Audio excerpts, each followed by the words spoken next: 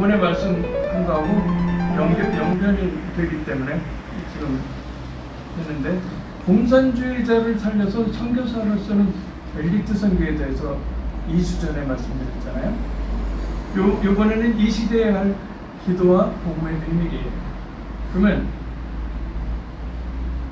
그 말씀을 타이틀을 맨 처음에 드렸더니 말씀을 듣기 전에 다 의아해했어요. 이상한 소리 한다고. 공산주의자는 죽어야지 어떻게 그 사람들을 바꾸냐고.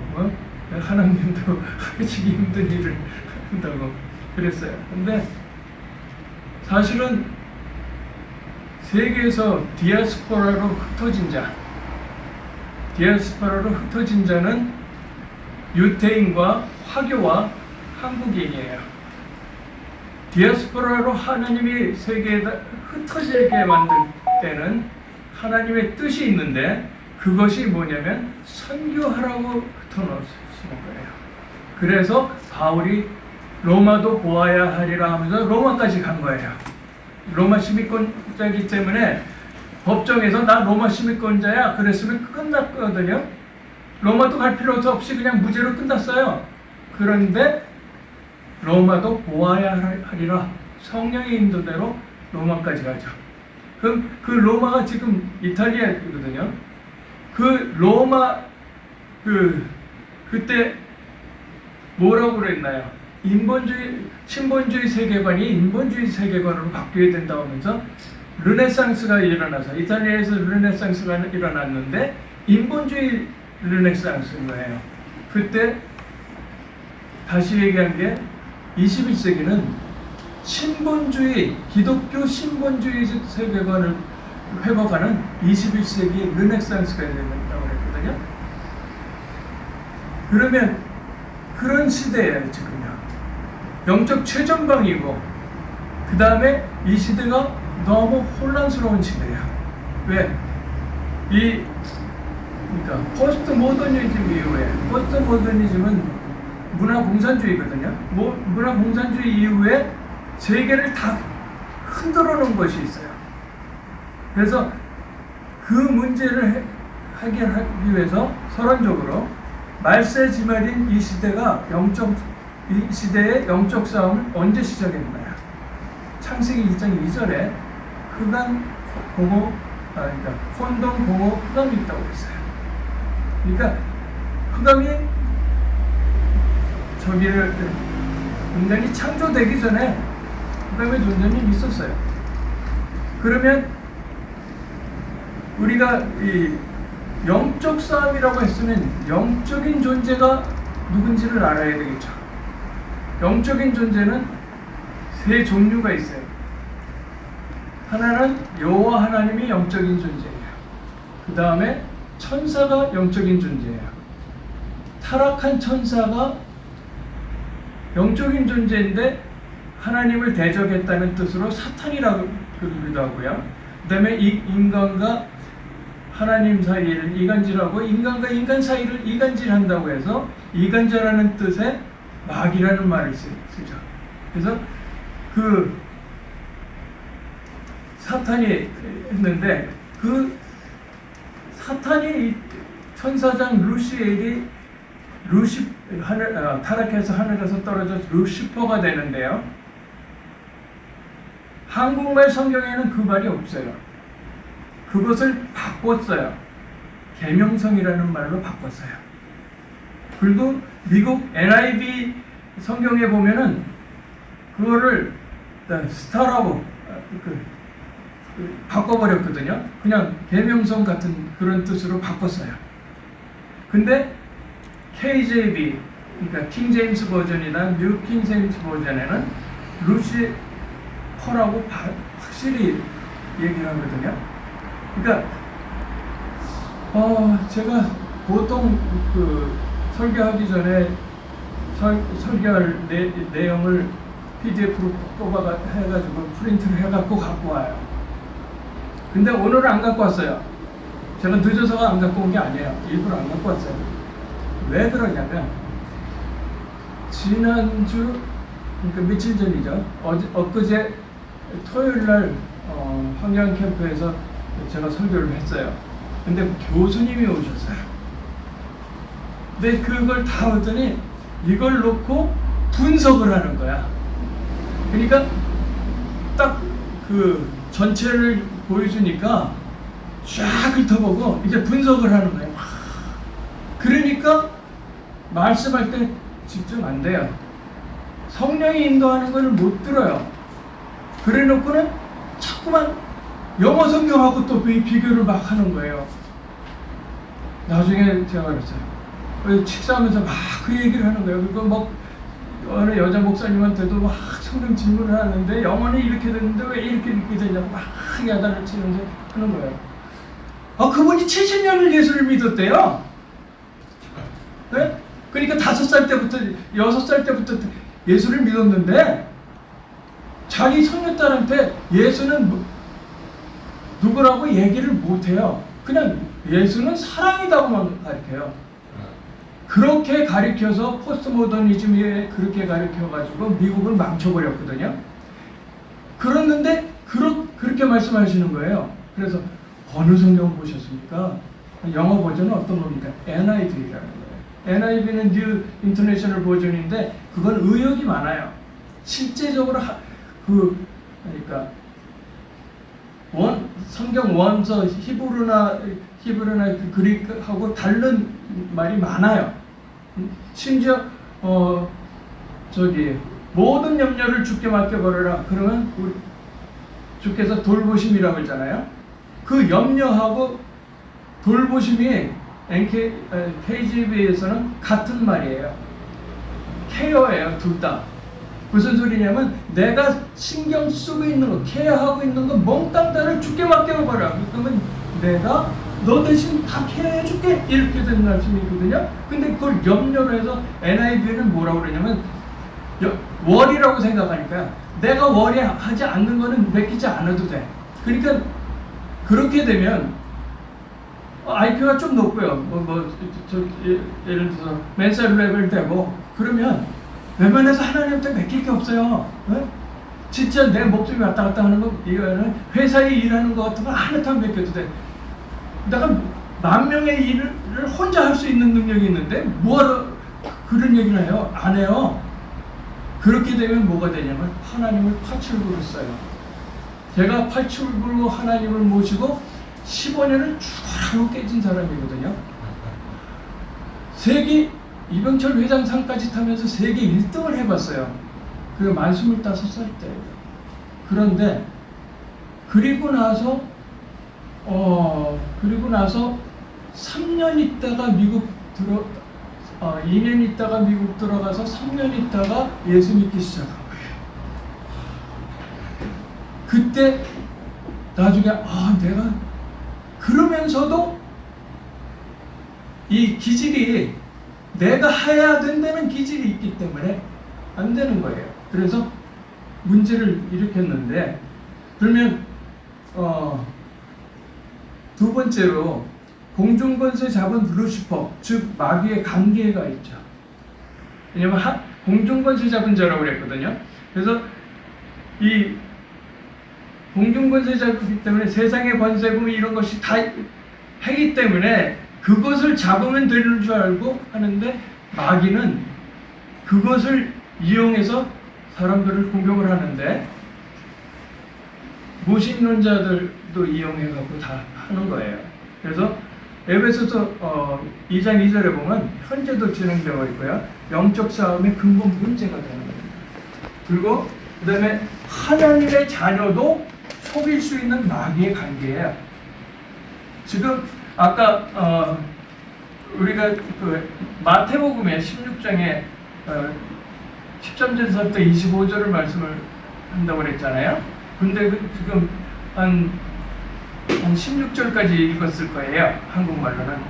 거기에서 제일 중요한 건 마태복음 16장 16절이에요. 그러니까 예수님을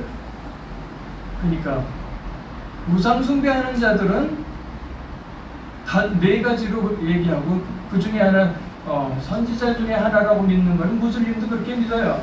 그 다음에 여호와 증인도 그렇게 믿어요. 근데 그게 답이 아니라는 거죠. 그런데 문제는 뭐냐?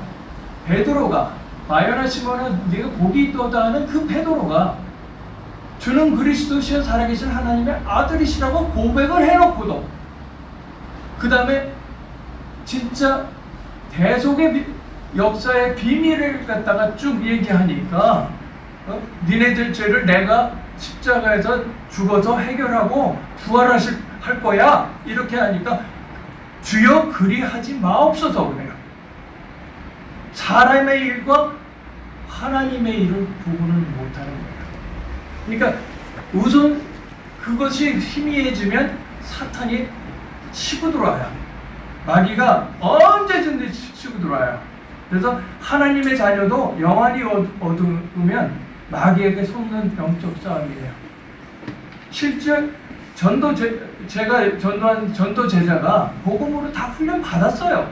그랬는데도 불구하고 같이 가다가 제가 어떤 사람을 만났는데 분명히 하나님이 저한테 말씀하시는 것 같아서 말을 하면서 복음을 전하려고 이렇게 말을 몇 마디를 끌고 가는데 그걸 해방해요. 옆에서. 왜? 보이질 않아서 안 보이는 존재니까 왜 쓸데없이 사람들한테 말 걸는 식으로 하게 돼요. 심지어 제 딸이 예수 영접하고요. 자기 남편한테 복음 전하려고 하니까 남편 귀찮게 한다고 못 전하게 해요. 그거 참 희한하죠? 베드로도 마찬가지였어요. 그래서 이제 네 번째로 보면 서론의 네 번째로 보면 영적 싸움의 상대를 인지해야 돼요. 사람을 보고 영적 싸움을 하면요 화밖에 안 나요. 왜? 사람 속에 있는 사단을 보지 못하고 사람 속을 조종하는 마귀를 보지 못하고 사람을 보면 사람에 대한 격한 감정이 생겨요. 그래서 어떤 사람은 너 때문에 난 예수 못 믿어 이런 소리까지 돼요. 그런 얘기도 하거든요. 그리고 저번에 한번 말씀했지만 그 여정부에서 내려오는 1호선을 타고 내려오다가 그 옆에 있는 한국 아저씨가 5, 60대 한 60대 된 아저씨가 앉아있는 그 인도 사람 비슷한 사람한테 한국말로 보니까 어디서 왔냐 그러니까 방글라데시 그러니까 무슬림? 테러리스트? 예수 믿어라. 그러면 예수 믿겠습니까? 안 믿겠습니까? 그게 전도예요. 그게 전도야. 그래서 하도 기가 막혀서 제가 하나님 저 무슬림의 옆에 자리를 앉아있는 무슬림의 옆에 자리를 주세요. 눈 뜨고 기도하는 거예요. 5분도 안 돼서 그 자리가 나요. 그 다음에는 한국말로 그런 소리를 들었는데 한국말로 복음 전하면 그게 들리겠습니까? 안 들리겠죠. 힘들겠죠. 그래서 영어로 너 영어 잘하냐? 그러니까 영어 잘한대요. 엘리트인 거예요. 방글라데시에서 못 사는 나라지만 엘리트가 온 거예요. 8년을 한국에서 살았어요. 그래서 너 메시아를 기다리는 사람이지? 그랬더니 그렇대요. 그래? 그럼 메시아가 누군지 한번 보자. 영어 성경으로 창세기를 쫙 펴은 거예요. 그 다음에 이사야를 피고 얘기 쭉 했더니 네가 찾는 메시아가 바로 예수님이야. 예수 그리스도 영접해요.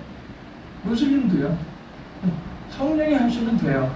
근데 그것을 모르고 영안으로 성령 안에서 무시로 기도하지 않으면 그렇게 되지 않아요. 그리고 말씀과 성령 인도를 구하는 자세가 항상 있으면 하나님이 언제든지 쓰셔요. 준비된 자를 쓰시거든요. 그래서 본론적으로 마귀와의 영적 싸움에 임하는 자세와 복음의 비밀을 알리는 사명기도. 그래서 에베소서 6장 10절서부터 보면은 이게 영적 우리의 싸움은 혈과 육의 싸움이 아니라 영의 싸움이라고 얘기잖아요. 마귀하고 싸움이라고 얘기해요. 그런데 그리고 나서 무시로 성령 안에서 기도하라고 그랬죠. 중보 기도를 말씀하셔요. 보통 많은 목사님들이 에베소서 6장 18절은 많이 말씀하셔요. 무시기도 하라고 하면서 그 얘기는 중보기도 하라고 하면서 그 얘기는 많이 하는데 본인한테 하는 기도는 한 번도 내가 들어본 적이 없어요. 한 번도요. 어느 목사님도 그 얘기를 한 적이 나는 못 들어봤어요. 저만 못 들어본 수도 있죠. 그렇지만 저는 그 다음에 자기를 위해서 기도하는 성경 구절을 전도 캠프 중에 들었어요. 성경을 펴고 하도 기가 막혀서 딱 보는데 복음 전하고 하는데 이게 그날은 굉장히 막 역사가 일어나는 날이었어요. 뉴욕에서 일어난 얘기거든요. 그래서 서쪽 하늘을 보니까 막 비가 내리다가 다 무지개가 뜨고 하는 날이었어요. 그때 성경 구절이 뭐가 보였냐면 에베소서 6장 19절이 보인 거예요. 또 나를 위해서 구할 것은 내게 말씀을 주사 내 입을 열고 내게 말씀을 다주라고 그렇게 그래서 복음의 비밀을 담대히 알리게 하옵소서 하는 그런 기도를 하게 된 거예요. 그래서 궁중 권세 잡은 악한 영들을 상대하기 위해서는 전신갑주를 입어야죠. 풀이 그러니까 내가 완전 군인이 완전 군장 안 하고 그냥 반바지 바람에 그냥 반소매 바람에 덜렁덜렁 권총 한 자를 들고 나가갖고 이기겠어요? 완전 군장하고 나가야 되잖아요. 그래서 그게 전신갑주예요. 그리고 그 다음에 뭐라고 그러냐면 성령의 검을 구하라는 거죠. 왜? 성령의 검은 하나님의 말씀인데 성령의 검은 골수까지도 쪼갠다고 그랬어요. 예. 그렇기 때문에 성령의 검을 구하는 그런 기도를 그렇게 하라 그러면서 복음의 비밀을 담대히 알릴 말씀과 성령의 인도를 구하라는 거예요. 그게 기도예요. 그렇게 되게 되면 이 시대에 할 기도가 그 기도예요. 그렇게 되면 복음의 비밀을 제대로 모르면서 그것만 얘기했다고 복음의 비밀을 제대로 모르면서 할 수는 없잖아요. 하나님이 생각나게 해주고 깨닫게 해주시는데 말씀으로 그 복음의 비밀이 뭔지를 알아야 돼요. 그러면 복음의 비밀은 그리스도의 비밀이에요. 그러니까 네가 찾던 메시아가 예수다. 그게 복음의 비밀이에요. 그리스도가 예수다.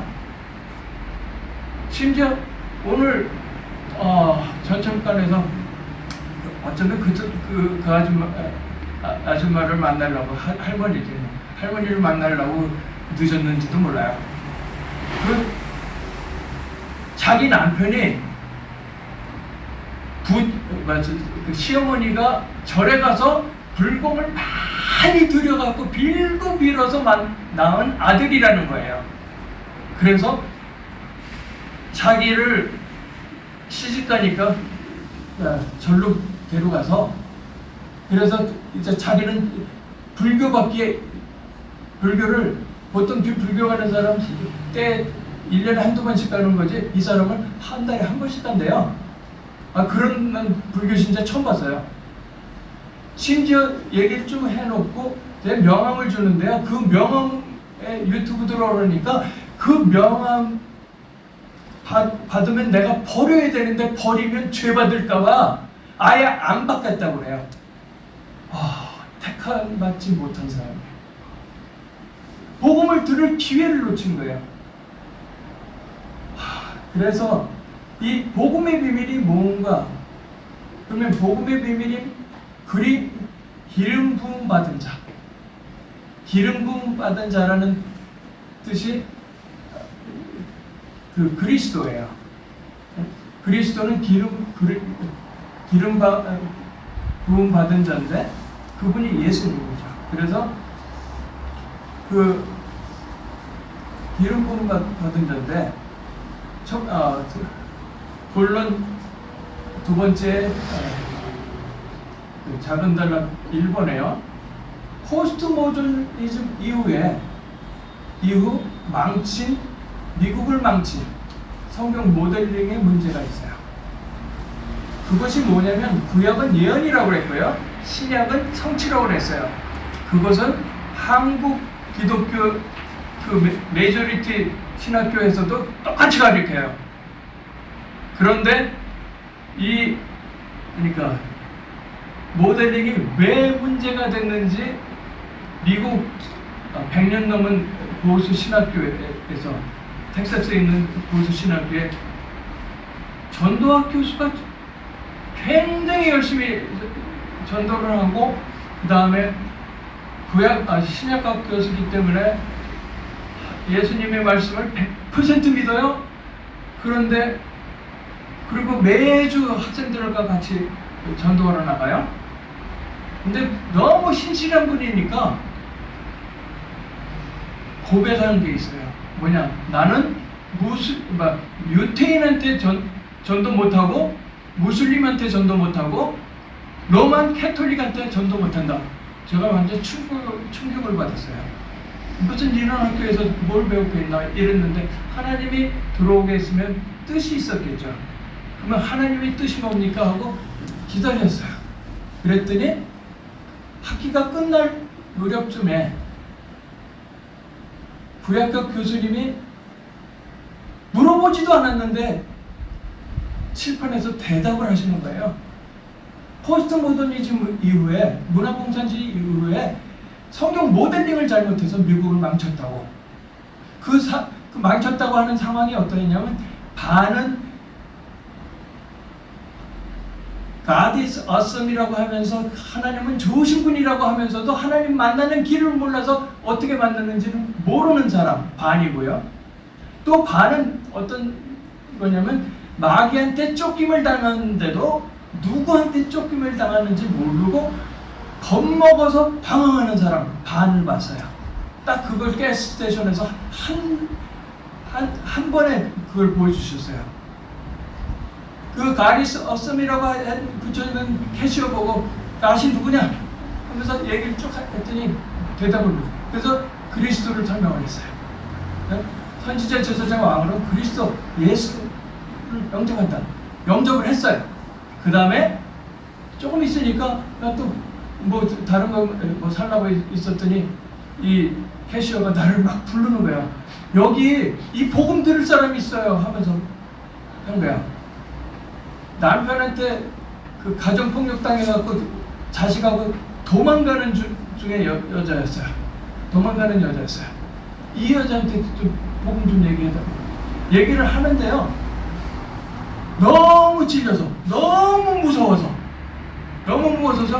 아무 말도 안 들리는 거예요. 이 여자한테는. 결국 도망갔어요. 그냥. 그렇게 미국을 망쳐놓은 거예요. 왜? 성경 모델링을 잘못해갖고요.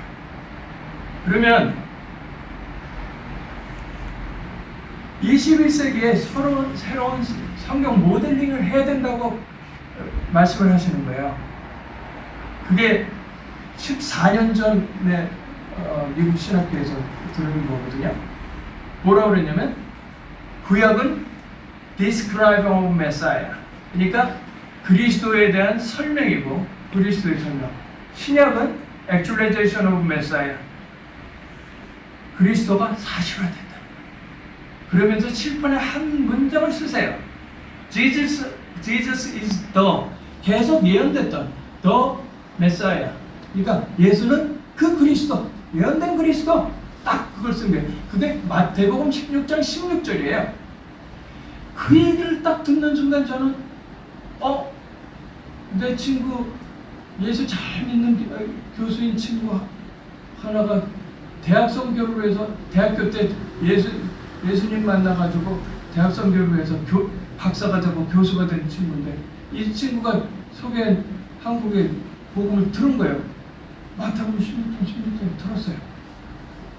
이거 똑같네? 이거 너무 잘 맞네? 근데 왜 한국 메이저리티 교단들에서는 그걸 이단이라고 이제?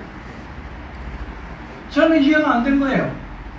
도대체 이해가 안 된 거예요. 제대로 얘기하는데 그게 자기의 교권의 힘 때문에 그래요. 내 위치가 내가 얼마나 그게 바리새인이었어요. 바리새인들이 얼마나 완고하면은 여호와 하나님을 잘 믿는 데는 경건한 바리새인 보고 예수님이 하는 말씀이에요. 뭐라고 말씀하셔요? 너희 아비 마귀라고 그래요. 왜? 예수님이 아니 여호와 하나님이 마귀가 아닌데 마귀라고 그래. 너희 아비 마귀. 그 소리 들었으면 정신이 번쩍 들어야 돼요. 근데 끝까지 예수님을 십자가에 매달기까지 몰라요. 그리고 매달으면서 하는 얘기가 뭐예요? 한국 사람은 내 손에 장을 지지라고 그러죠. 걔네들은 그런 말을 안 써요. 뭘 쓰냐면 그 핏값을, 예수님의 핏값을 우리 후손들한테 돌리라고 해요. 그리고 십자가, 그러니까 저 성소 장막이 위아래로 쫙 찢어지는 걸 보면서 하나님의 아들이 맞구나. 근데 때는 늦었죠. 그래서 2000년 동안 1600만이 학살당해요. 유태인들이요. 근데 하나님이 아직도 안 버리셔요. 왜? 하나님이 선교사로 마지막에 쓰실 사람들이기 때문에 그래요. 그리고 중국이 공산화된 것도 중국 사람들의 5000년의 흐르는 사상이 그렇게 만들었던 거예요. 그게 혼돈 속에서 살아남는 생명력이기 때문에 창세기 1장 2절에 보면 혼돈, 공허, 흑암이 있다고 그랬어요. 혼돈 속에서 살아남는 생명력을 흑암일 수 있는 돈을 붙잡았어요. 이 사람들의 돈이 어느 정도냐면 아무도 안 믿기 때문에 베개에다 베고 자요. 잘 이불자리에 깔고 자요. 그러다가 아프면 꺼내가지고 응급실에 가서 고치고 다시 그 돈을 벌면 되는데 그 돈을 못 쓰고 죽어요. 돈이 아까워서 죽은 게 아니에요. 살아남는 생명력의 마지막 도구가 돈이라고 생각했기 때문에 쏘지를 못했던 거예요. 너무 급해서 그랬어요. 그러면 창세기 1장 3절에 뭐라고 그랬나요? 하나님이 빛이 있으라고 했으면 빛이 있었고 하나님이 보시기에 좋았더라는 그리스도의 빛을 먼저 말씀을 하셔요. 중국 사람들은 서양 사람들은 아편전쟁까지 하면서 아무리 해도 복음으로 못 바꿨어요. 그런데 혼돈 속에서 살아남는 생명력이 그리스도 예수다는 것만 정확하게 가르쳐주면 그 사람들은 돈을 탑 프라이어리티가 아니라 세컨 프라이어리티로 낮춰놓고 선교사를 받을 사람들이에요. 전 세계에 흩어져 있거든요. 2주 전에 그런 사람을 만났어요. 제가 중공에서 복음을 듣고 미국 평신도 선교사한테 중공에서 복음을 듣고 예수 영접을 한 사람이 그 사람하고 결혼을 해서 미국 시민권이 됐어요. 그 사람이 오래간만에 친정을 가는 거야.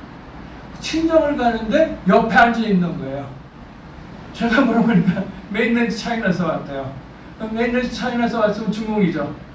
자기 아버지는 골수 빨갱이 당간부였대요.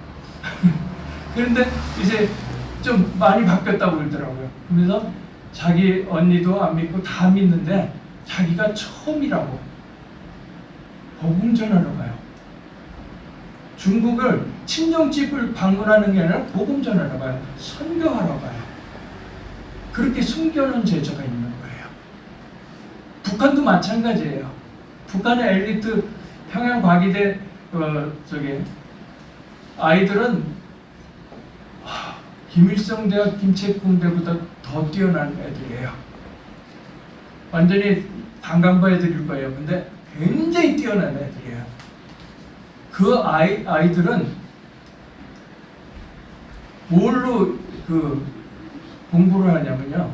그거는 우리 미국 크리스찬하고 한국 크리스찬들이 평양 과기들을 만들어줬어요.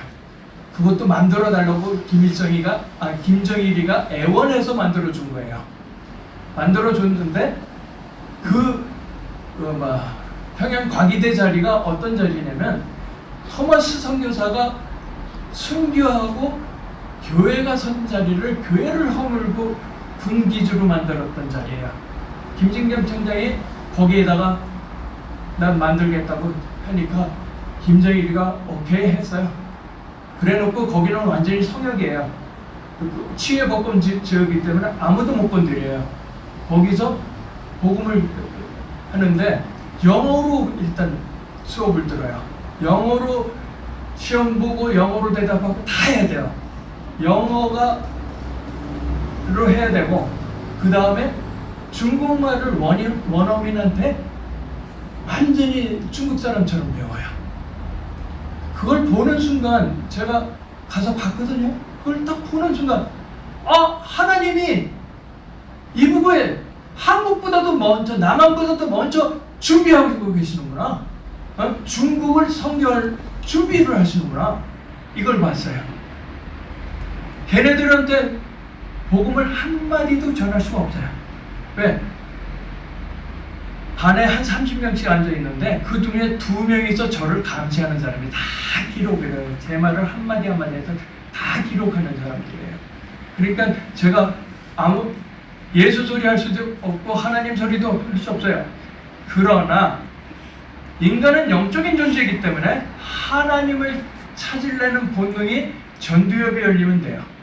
이마엽이라고 하기도 하고 전두엽, 대뇌라고 하기보다는 생각하는 뇌가 딱 열리는 순간 하나님을 찾으려는 본능이 나와요. 그것을 CPU 디자인을 가리키면서 한 거예요. 주입식 교육이 아니라 생각하는 교육을 해라 하면서 했는데, 걔네들은 그래서 제가 유튜브도 하고 설교한 거 올리고 그러는 거예요. 그래서 이 21세기 모델링이 그렇게 바뀌었는데, 그러면 예수에 대한 사람들의 오해가 많죠. 그게 마태복음 16장 13절 14절 16장 13절 14절이죠. 요한, 세례 요한 같다. 엘리야 같다. 예레미야나 선지자 중에 하나다. 그런데 누가 그 얘기를 했냐면 우상 숭배하는 가이사랴 빌립보 지방의 사람들이었어요. 우상 숭배하는 자들이 대답이었어요. 그랬더니 성령이 알려준 예수에 대한 베드로의 고백이 나와요. 그게, 그러면 제자들 보고 너희는 나를 누구라 하느냐? 그러니까 주는 그리스도시요 살아계신 하나님의 아들이십니다. 그리스도라는 고백을 하거든요. 그래서 복음의 비밀인 그리스도는 성육신한 예수다. 그렇게 얘기를 해요. 그렇게 고백을 했고, 그 고백의 근거가, 그러면 구약이 왜 아까 그럼 구약은 예언 맞고 신약은 성취 맞았는데 왜 그러냐 이렇게 얘기를 할 수 있어요. 근데 구약에서 성취되지 않은 예언은 딱 하나밖에 없어요. 그게 재림이에요. 재림은 구약에도 있고 신약에도 있어요. 그러기 때문에 구약이 폐해지고 신약만 들고 전도학 교수가 전도를 해요. 전도 현장에서 신약만 들고 하는 거예요. 그걸 쪽복음이라고 하기도 하죠. 그 빌라는 공간복음만 들고도 하고 이렇게 신약만 들고 하는 거예요. 그러니까 신약만 들고 얘기를 한다고 하면 유태인한테 전할 수 없고요, 무슬림한테 전할 수 없고요, 그 다음에 로만 캐톨릭한테도 얘기를 할 수가 없어요. 로만 캐톨릭은 왕이신 그리스도를 희미하게 해가지고 그 사탄을, 마귀를 마리아의 치마포 속에 숨겨놓고 있는 거예요. 그래서 걔네들은 뭐라 그래요? 하나님의 구원받지. 그래, 내가 회개하고 구원받지. 그런데 지금부터 살아가고 죽을 때까지 내가 지은 죄는 내가 책임져야지. 무슨 책임을 져요? 본인이. 그런 능력이 있어요? 대속받은 주에 무슨 그런 능력이 있어요? 성령 안에서 성령의 힘으로 하지 않는 그런 능력 없어요. 그런데도 불구하고 걔네들은 죽을 때 봐야 한다고 그래요. 왜? 하나님의 의와 자기의 의를 더해가지고 완전한 구원을 만든다고 하면 하나님은 전지전능하신 하나님이 아니라 반쪽짜리 하나님이에요. 그러면 문제가 심각한 거예요. 근데 그 로만 캐톨릭의 사람도 기독교인이라고 쳐주잖아요. 참 기가 막힌 거예요. 또 하나, 한국의 개신교 기독교 신학 중에서도 반은 자유주의 신학이죠. 성경 성경 속에 하나님 말씀도 있다. 성경에 하나님의 말씀도 있다 이렇게 말해요. 그러면 하나님 말씀 아닌 것도 있다는 얘기가 되거든요. 그러면 자기가 이해되는 거는 하나님 말씀이라고 믿고 자기가 이해가 안 되면 하나님 말씀이 안 믿는다는 얘기가 되거든요. 신학교에서 그렇게 가르치니까 거기서 나온 목사들이 무슨 소리를 하겠어요? 복음을 제대로 얘기를 하겠어요? 못하죠. 그것이 상당히 문제가 되는 거예요. 그러려면 지금 성경 모델링이 한국도 당장 바뀌어야 돼요. 예수는 그리스도를 외치는 분도 성경 모델링은 그냥 예언이라고 하고 성취라고 하고 있어요. 그래서 내가 답답해서 계속 이 말씀을 드리는 건데, 그러면 왜 예수에 대한 설명이라고 그러니까 그리스도에 대한 설명이라는데, 그리스도에 대한 설명은 왜 우리가 그리스도가 필요한 거가 왜 필요한지 얘기가 돼야 돼요. 그 다음에 그 속에 보면은 창세기 3장에 하나님 떠나서 문제가 생긴 거에 답이 나와야 돼요. 그러면 그러기 전에 창세기 1장 27절에 하나님의 형상대로 지음받은 사람이 정복하고 다스리라고 하는 그런 사명을 받았어요. 그런 인간이 창세기 2장 17절에 여호와 하나님을 떠나면 정녕 죽으리라고 했는데 그 말이 안 믿어져서 죽을까 하노라 이렇게 그렇죠. 그래서 창세기 3장에 하나님 떠나는 사건이 됩니다. 그러면서 왜 창세기 3장에 하나님 떠나서 죽음, 흑암 아래 있는데 그 저주가 창세기 3장 17절에 저주가 내리기 전에 뭐라고 하냐면 하나님은 창세기 3장 15절에 여자의 후손이 뱀의 머리를 상하게 하겠다. 메시아를 보내겠다. 그리스도를 보내겠다. 말씀을 하셔요. 그러니까 축복을 먼저 주고 저주를 하시는 거예요. 그래서 하나님 흑암 아래 있고, 그러면 왜 그렇게 하나님 떠났느냐? 로마서 3장 23절에 보면 모든 사람의 죄를 범하였으니 하나님의 영광에 이르지 못하였더니 그러거든요. 그래서 하나님을 믿지 못한 죄예요. 그 다음에 요한복음 8장 44절에 그 바리새인 보고 너희 아비 마귀라고 하죠. 그러니까 타락한 천사 루시퍼라고 하는 마귀의 자녀의 노릇을 해요. 그러면 그 세 문제를 해결하려면 어떻게 되냐? 요한복음 14장 6절에 내가 곧 길이요 진리요 생명이니 나를 만지 않고는 아버지께로 올 자가 없느니라. 참 선지자인 그리스도가 필요하고요. 로마서 3장 23절에 모든 사람이 죄인이라고 그랬으니까 거기에는 교황도 죄인이고요. 그 다음에 성모 마리아도 죄인이에요. 근데 로만 캐티릭은 두 사람은 빼고라고 돼 있죠. 그러면 성경을 왜곡하는 거죠. 그래서 로마서 8장 2절에 보면 생명의 성령의 법이 사망의 법에서 해방하였습니다. 그러거든요. 그래서 참 제사장인 그리스도가 필요하고요. 그다음에 사단한테 속아서 죄를 범해서 하나님 떠났기 때문에 참 왕이신 그리스도가 필요해요. 요한일서 3장 8절에 보면 하나님의 아들이 나타나신 것은 마귀를 멸하러 오셨다고 했어요. 그것을 희미하게 알면은 마귀신 그리스도를 희미하게 알면요. 제가 15년 동안 고생한 게 그렇게 고생한 거거든요. 왕이신 그리스도를 제대로 대접을 안 하는 거거든요. 왕이신 그리스도를 희미하게 알면 사단의 역사를 모르기 때문에 영적인 싸움을 할 수 없어요. 그래서 여섯 번째로 본문의 여섯 번째로 여호와 하나님이 주신 복을 받은 베드로도 속일 수 있는 사탄, 즉 마귀의 관계가 있다는 거예요. 그래서 복음의 비밀, 그리스도 예수를 영접하고 주로 고백한 자의 참 복을 받은 베드로였어요.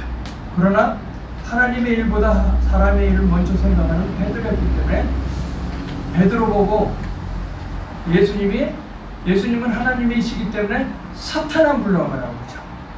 마귀야 물러가라고 하지 않아요. 왜냐하면 마귀는 타락한 천사를 부를 때 사람이 부르는 게 마귀이고 하나님은 사탄이라고 그래요. 그렇기 때문에 사탄아 물러가라고 하거든요.